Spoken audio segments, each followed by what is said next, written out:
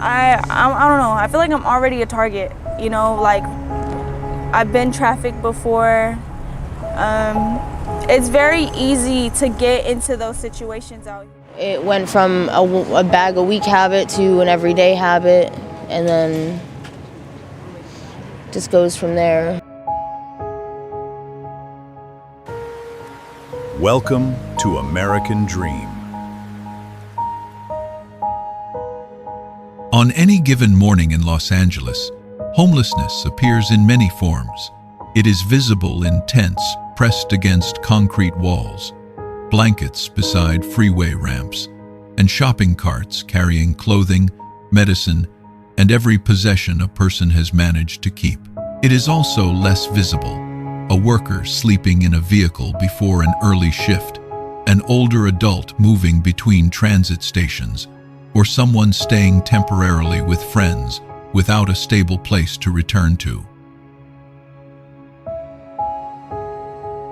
The latest finalized Greater Los Angeles homeless count estimated that 72,195 people were experiencing homelessness across Los Angeles County on a single night in 2025. Of that total, 47,450 were unsheltered, while 24,745 were staying in shelters or temporary housing. Within the city of Los Angeles, the estimate was 43,695 people, including nearly 27,000 living outside. Those numbers show progress. Countywide homelessness declined by about 4%, and the unsheltered estimate fell by roughly 9.5% from the previous year. But a lower count does not mean every person who disappeared from a sidewalk entered permanent housing. Some moved into interim shelter, some changed locations, others may have been missed during a count that measures a vast and constantly moving population in one night. A person sleeping in a hidden vehicle, an abandoned building, or a place volunteers could not safely reach may never enter the estimate. People moving between motels, overcrowded rooms, and temporary stays with relatives are also excluded, even when one missed payment could place them outside. For those who are counted, the word unsheltered can mean sleeping beneath an overpass, beside a river channel, inside a tent, in a car, or directly on pavement. Los Angeles can point to a second year of decline, and that progress should be recognized. Yet more than 72,000 people remained without stable housing in the county on the night of the count. The harder question is whether they are moving toward permanent homes or simply moving between streets, vehicles, shelters, and temporary rooms. Homelessness in Los Angeles rarely begins on the sidewalk. It often begins in a crowded room, a vehicle that is becoming harder to maintain, or an apartment where one missed paycheck can erase the difference between stability and eviction. A person may still have a job, a phone, and a place to sleep, while quietly running out of time. A recent Los Angeles County housing report estimated that nearly 500,000 low-income renter households do not have access to an affordable home, and that a worker would need to earn nearly $50 an hour to afford the average two-bedroom asking rent. For someone earning far less, reduced work hours, an injury, a family emergency, or a broken car can interrupt the entire chain that keeps housing in place. The loss may happen quickly. California's largest recent representative study of adults experiencing homelessness found that lost or reduced income was a major pathway into homelessness, especially for people whose names were on a lease. It also found that many people received very little warning before losing their last place to stay. Leaseholders reported a median of only 10 days of notice, while people staying informally with relatives or friends often had only 1 day. That difference matters. A person without a lease may have no formal eviction notice, no deposit to recover, and no legal claim to remain. They may move from a couch to a motel, from a motel to a car, and from a car to the street. By the time the public sees a tent, the person may already have exhausted savings, favors, temporary rooms, and every relationship willing to absorb more crisis. Addiction, untreated mental illness, violence, and family conflict can accelerate that descent, and personal decisions can make recovery harder, but they do not erase the economic reality surrounding the crisis. When housing is scarce and deeply unaffordable, every illness, relapse, argument, or job loss carries a greater risk of becoming permanent displacement. Losing housing also removes the tools needed to regain it. Without a shower, secure storage, regular sleep, transportation, or an address, keeping a job becomes harder. Without a place to charge a phone, a person can miss a call from an employer, a landlord, or a caseworker. Homelessness is not only the result of instability. Once it begins, it creates new instability every day. And once a person is living outside, the next struggle is no longer only about rent. It becomes a struggle over where that person is allowed to exist. In Los Angeles, a person without housing must survive in spaces that were never designed for private life. A sidewalk becomes a bedroom, a bus stop becomes protection from rain, and a shopping cart becomes the closest thing to a locked closet. Yet every one of those spaces is shared with residents, workers, businesses, tourists, children, and people with disabilities who also need safe and unobstructed access. The conflict is real. Tents can block narrow sidewalks. Fires, accumulated waste, human waste, discarded needles, and damaged property can create serious health and safety risks. Business owners may arrive in the morning to find an entrance obstructed, while residents may feel they have lost the use of a park, an underpass, or a neighborhood walkway. Ignoring those concerns does not protect the public, and it does not protect the people living inside the encampment. Los Angeles law restricts sitting, sleeping, and storing personal property in certain public rights-of-way, including designated areas near parks, libraries, shelters, freeway infrastructure, and other sensitive locations. The city has also used outreach-led operations intended to move people from encampments into temporary accommodation. On paper, this approach offers an alternative to leaving people exactly where they are. On the street, however, its meaning depends entirely on what happens next. For a person being moved, an encampment is not simply a collection of tents. It may contain identification, medication, clothing, food, blankets, photographs, charging cables, medical equipment, and the telephone number of a caseworker. It may also provide a small community of people who watch belongings, share information, or notice when someone becomes sick. When that location is cleared, every item must be packed, transported, stored, surrendered, or left behind. A person with limited mobility may not be able to move quickly. Someone living with untreated trauma may distrust an unfamiliar room or a process they do not understand. A couple may fear separation, while a person with a pet may refuse an option that requires abandoning the only companion still beside them. Some people accept temporary placement and finally sleep behind a locked door. Others are offered a referral rather than an immediately available room. Some move to another sidewalk, vehicle, river channel, or industrial area where they become less visible but no closer to permanent housing. This is the difference between clearing an encampment and resolving homelessness. One produces a cleaner public space that can be seen immediately. The other requires transportation, documents, medical care, case management, suitable shelter, and eventually a home that the person can afford and keep. For tourists and commuters, the operation may appear complete when the tents disappear.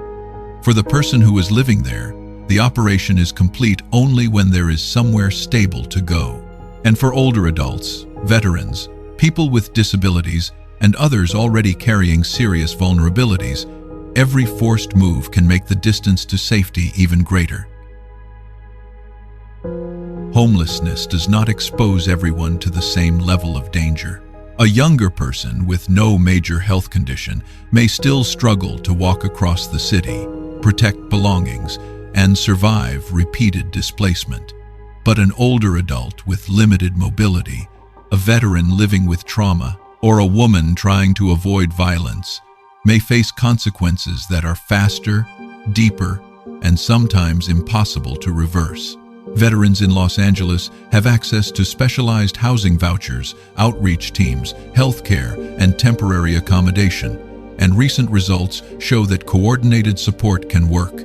In fiscal year 2025, the Greater Los Angeles Veterans Affairs System permanently housed more than 1,800 veterans and reported that most remained stably housed. Yet a program's success does not eliminate the experience of the veteran who is still sleeping outside, avoiding crowded environments, struggling to trust unfamiliar workers, or missing appointments because a phone was lost, a bus never arrived, or a mental health crisis made the process impossible to follow. For some veterans, military service is only one part of the story. Disability, low income, addiction, family breakdown, incarceration, and untreated trauma may overlap. A housing voucher can open a door, but it does not automatically locate an available apartment, repair damaged credit, replace identification, or provide the daily support needed after years of instability. The existence of veteran-specific assistance matters, but access still depends on whether the person can remain connected long enough to receive it. Older adults face a different emergency. Statewide California research found that nearly half of single adults experiencing homelessness were 50 or older, and more than 4 in 10 older adults first became homeless after turning 50. Many did not spend their entire lives outside. They aged into homelessness after a rent increase, a loss of income, the death of a partner, declining health, or the collapse of an informal living arrangement. Life outside also ages the body faster. Adults experiencing homelessness in their 50s and 60s can have health conditions resembling those of housed people 20 years older. In the California study, more than 2/3 of older homeless adults reported at least one chronic illness, while many struggled with basic activities such as walking, bathing, dressing, or managing medication. A shelter bed across town may technically exist, but for someone who cannot walk far, climb stairs, stand in line, or carry belongings, that bed may be functionally unreachable. Women, people with disabilities, and those living with serious illness may also choose locations or companions based on protection rather than comfort. A woman may remain near a group she trusts because sleeping alone feels more dangerous. A person using a wheelchair may stay beside a noisy transit corridor because it provides the only workable route to food or medical care. What appears to the public as a poor choice may be the least dangerous option available. These groups do not simply need more instructions about where to go. They need assistance designed around mobility, safety, trauma, medication, transportation, and continuity of care. Without that support, the ordinary hardships of street life become medical emergencies, and the search for water, sleep, hygiene, and protection becomes more difficult with every passing day.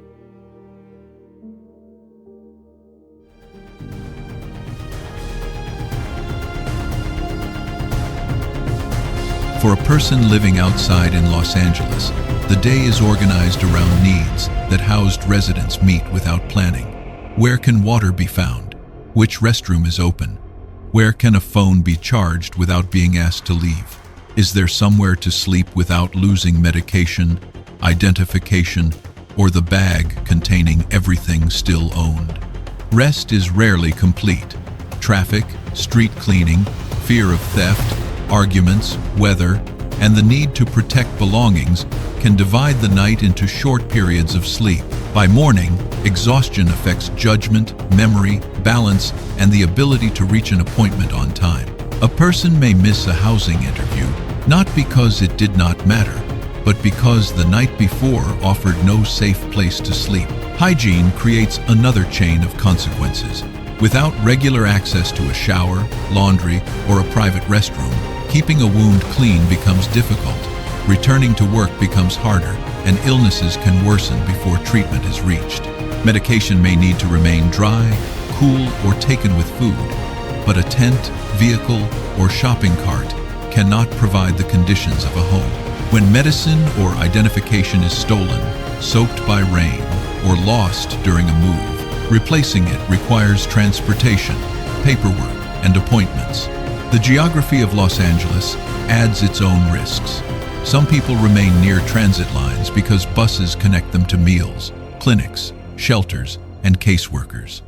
Others sleep near freeway edges, industrial corridors, river channels, or busy roads because those places offer space or relative invisibility. But the same locations expose them to moving vehicles, polluted air, flooding, fires, and isolation from emergency help. Los Angeles County Public Health reported that in 2024, drug overdose remained the leading cause of death among people experiencing homelessness, followed by coronary heart disease and traffic injuries. More than 95% of those traffic deaths involved pedestrians or cyclists. Overall mortality declined, but the report showed how quickly an untreated condition, a dangerous crossing, or a contaminated drug supply can become fatal without a protected place to recover. People living outside are often told to seek help, yet basic survival consumes time and energy. Hours may be spent finding food, water, a restroom, transportation, medical care, or a place where belongings will not disappear. Every hour spent solving those problems is an hour not spent replacing identification, searching for work, attending treatment, or completing the steps required for housing. By nightfall, the challenge is not simply finding somewhere to lie down. It is surviving without losing the few tools needed to move forward. Los Angeles has services intended to reduce these dangers, but the next question is whether people can reach them before another crisis interrupts the path.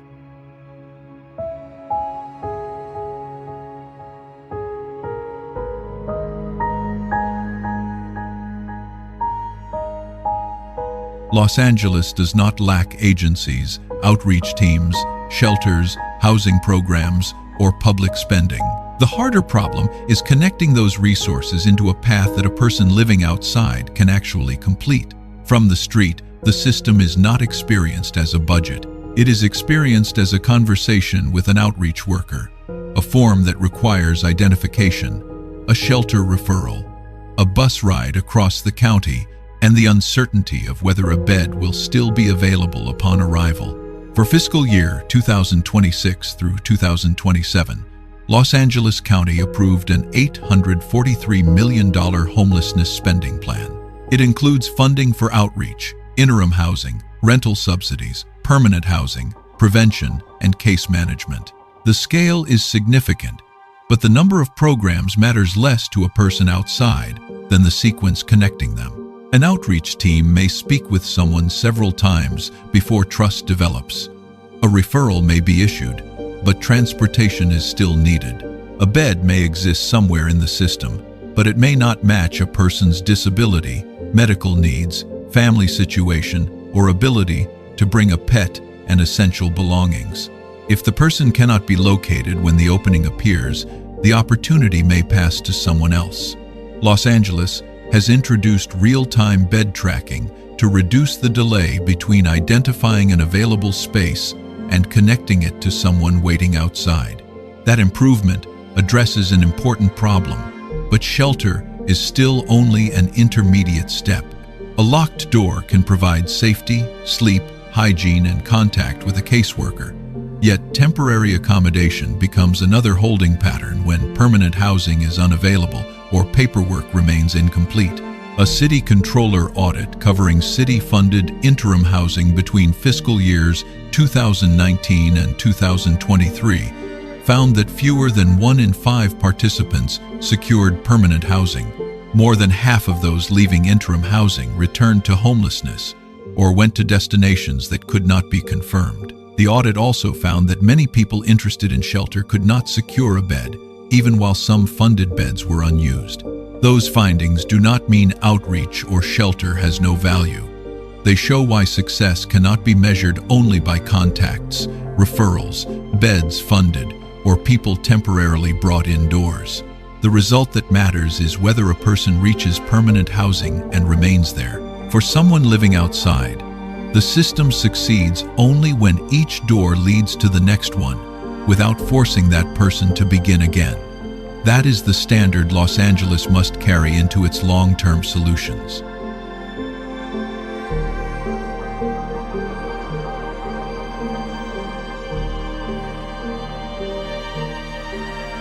Long-term solutions for Los Angeles must begin before a person loses housing, not after a tent appears on a sidewalk. When a renter is behind by 1 month, help with arrears, legal defense, mediation, or a short-term subsidy may prevent the loss of a home that will cost far more to replace.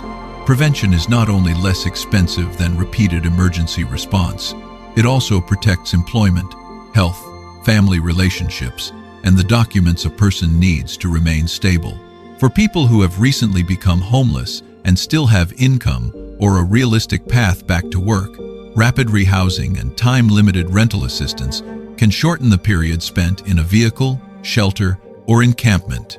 But the subsidy must last long enough for income to recover, and landlords must be willing to accept tenants with damaged credit, prior evictions, or irregular employment. A voucher without an available unit is a promise without a door. Other people need more than temporary rent support. Someone living with a serious disability, chronic illness, untreated trauma, or years of homelessness may need permanent supportive housing, where rent assistance is combined with case management, health care, and behavioral health services. Los Angeles County itself recognizes that different people require different levels of support. Treating every person as though the same shelter bed or subsidy will work only creates another failure that the individual is blamed for carrying. There are local examples of what permanent housing can look like. In Compton, the former Willow Tree Inn was converted from interim accommodation into 100 permanent supportive homes. The property opened in April 2025 and combines housing with case management, benefits counseling, peer support, and connections to mental health and substance use treatment. That model does not solve homelessness across Los Angeles, but it demonstrates the difference between moving someone indoors for a night and giving them a place where recovery can continue. Housing alone, however, cannot be separated from access. A person may still need transportation to view an apartment, replacement identification, help completing forms, a secure place for belongings, medical respite after leaving a hospital, or a shelter that does not require abandoning a pet. Street medicine and treatment must also remain connected to housing, because asking someone to recover while sleeping beside traffic, protecting a shopping cart, and searching for a restroom is not a serious treatment plan. Measure A gives Los Angeles County a longer-term source of local funding for prevention, affordable housing, rental assistance, and services. Its value will depend on whether agencies can reduce delays and connect those investments into one continuous path.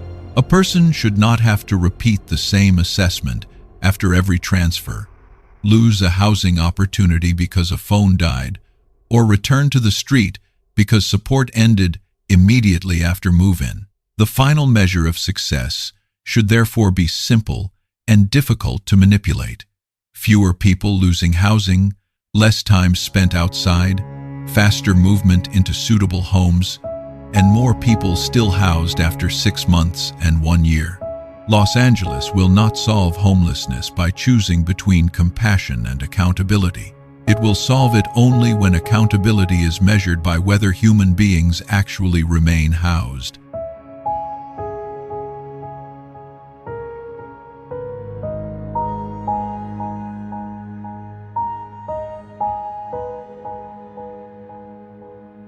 Before sunrise, someone living outside in Los Angeles may already be folding a blanket, checking whether a phone still has power, and deciding which belongings can be carried through another day. The city has not fully awakened, but the work of survival has already begun. Water must be found, a restroom must be located, medication must be protected, and the next place to rest must be chosen before the current one becomes unavailable. The latest finalized count estimated that more than 72,000 people were experiencing homelessness across Los Angeles County on a single night. That number was lower than the year before, and the decline deserves recognition. Every person moved from a sidewalk, vehicle, or shelter into stable housing represents a real achievement. But the count also leaves Los Angeles with a difficult truth.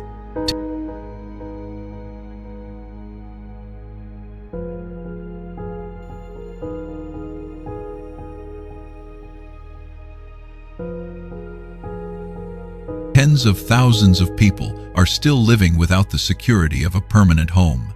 Some reached the street after rent increased beyond their income. Others lost work, became ill, escaped violence, experienced addiction, or exhausted the relatives and temporary rooms that had delayed the crisis. Personal decisions matter, and harmful behavior cannot always be blamed on housing costs or government failure.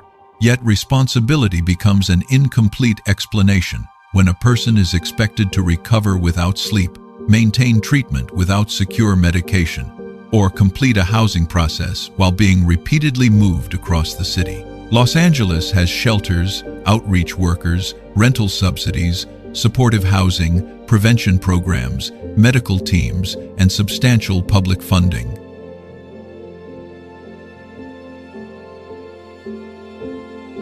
These efforts have helped many people. Their value should not be dismissed simply because the crisis remains visible.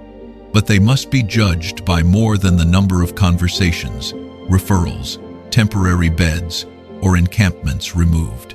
For someone living outside, the system is measured differently. Did an outreach visit lead to a room? Did the room lead to permanent housing? Could the person bring essential belongings, remain with a partner, keep a pet, reach medical care, and stay connected to the worker handling the case? After 6 months or 1 year, was that person still housed, or had another broken connection returned them to the street? A cleared sidewalk may restore access for residents, businesses, and people with disabilities, and public spaces cannot be allowed to become permanently unsafe. But removing a tent without creating a stable destination does not end the emergency. It changes its location. The person may disappear from a commercial block and reappear beneath a freeway.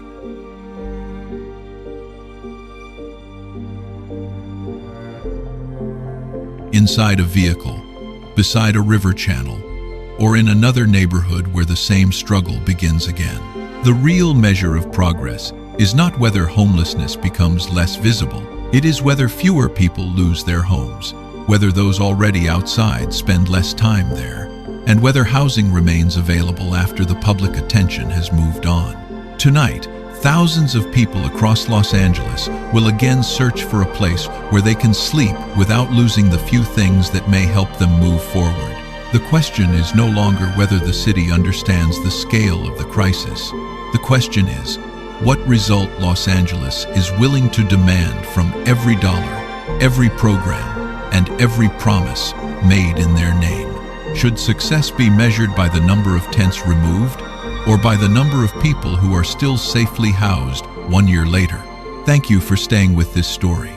Share your answer in the comments, and follow U.S. Homeless Stories as we continue examining homelessness from the side of the people forced to live through it.